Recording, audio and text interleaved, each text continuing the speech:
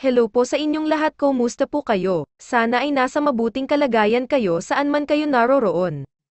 Nagbabalik na naman si Phil Italian Family para ihandog sa inyo ang reaction sa araw na ito. Madam Yula, ang ganda ng kanyang ginagawa sa pagturo. Lahat ng discipline ay sinabi niya kay Nanita at Mylene. Medyo si Nanita di pa gaano makapag-concentrate, kailangan pa talaga ni Nanita ang panahon para ma-develop siya. Pero masaya tayo dahil nandyan si Mommy Nida at Madam Yula para mag-assist sa kanila.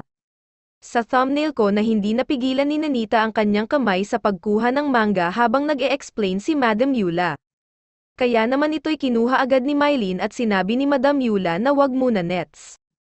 Mag-aral muna tayo, super need talaga ni Nanita ang concentration. Pero alam natin na gagawin lahat ng PB team para kay Mylene at Nanita. Bago ko po tapusin itong vlog ko ay nais ko pong ipaalala sa inyo na huwag kalimutan i-subscribe ang ating idol Pugong Bea Hero. Panoorin po buong video, ilagay ko ang link sa description.